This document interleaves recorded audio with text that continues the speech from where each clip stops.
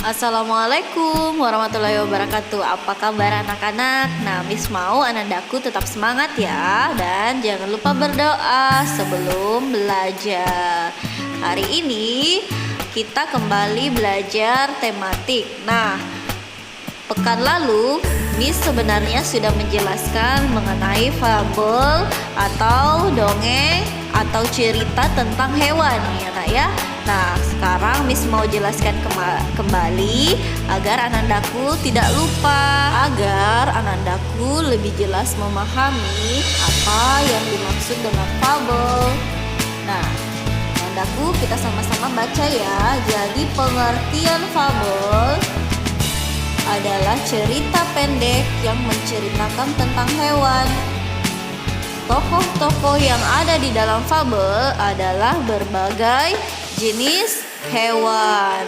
Cerita dalam fabel adalah cerita fiksi. Cerita fiksi itu apa, Miss? Nah, cerita fiksi artinya cerita yang dibuat berdasarkan hayalan pengarang. Jadi ini hanya hayalan ya nak ya.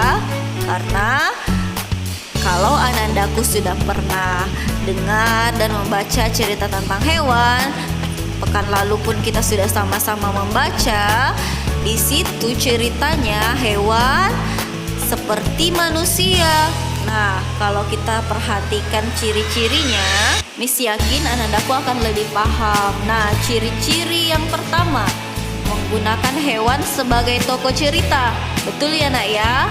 Pekan lalu kita sudah sama-sama membaca di buku LKS kalau cerita lebah dan semut itu otomatis tokoh pada ceritanya adalah hewan.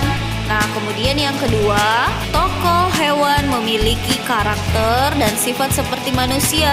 Jadi hewan tersebut pada cerita dia bercerita seperti manusia. Padahal sebenarnya hewan tidak bisa berkomunikasi seperti manusia ya nak ya pada kenyataannya. Nah, untuk nomor 3 memiliki alur cerita. Nomor 4 memiliki pesan-pesan kebaikan dalam ceritanya. Nah, kemarin yang semut dan lebah, nanti kita tahu bahwa pesan yang bisa kita ambil dalam cerita lebah dan semut adalah kita harus bekerja sama dan saling tolong menolong. Jadi setiap dongeng yang anandaku baca memiliki pesan-pesan kebaikan. Nah, pesan kebaikan itu bisa kita tiru nak, bisa kita ikuti. Nah, kemudian ada yang dimaksud peristiwa penting dalam fabel. Peristiwa penting dalam fabel yaitu peristiwa atau kejadian yang dialami oleh tokoh secara berurutan. Jadi ada saja kejadian-kejadian yang dialami oleh hewan-hewan yang ada pada cerita. Nah, nanti anandaku boleh mencari kejadian apa yang ada di dalam fabel ya. Nah, kemudian ada yang dimaksud juga dengan unsur intrinsik fabel, yang artinya adalah unsur yang membangun karya sastra atau hasil karya dalam pembuatan fabel tersebut. Nah, apa saja itu nak? Yang pertama adalah nama tokoh atau jenis hewan yang terdapat dalam fabel. Kemudian sifat setiap tokoh. Yang ketiga, peristiwa penting yang terjadi di dalam fabel. Yang keempat, pesan atau nasihat yang ingin disampaikan oleh fabel kepada pembaca. Nah, setelah mengetahui unsur intrinsik fabel, kita dapat menentukan isi fabel. Setelah itu, kita juga dapat menceritakan kembali isi fabel dengan baik.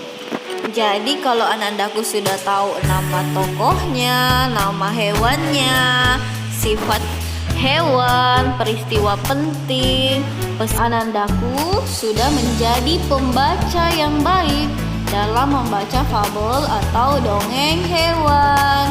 Nah, sekarang Miss mau anandaku temukan dan bacalah 2 fabel atau dongeng hewan. Nah, ini mau anandaku punya buku sendiri atau minta tolong sama ayah bunda mencari di Google atau di internet 2 fabel atau cerita dongeng hewan ya.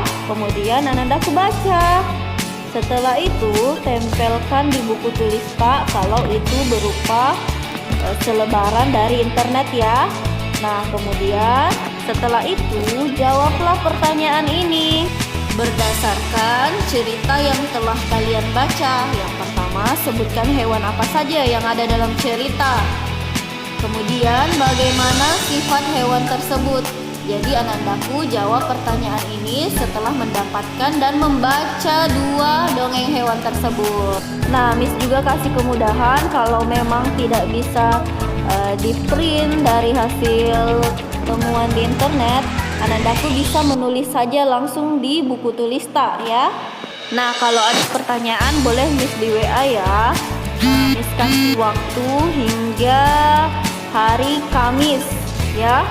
Untuk penyelesaiannya paling lambat itu sebelum kita absen hari Kamis.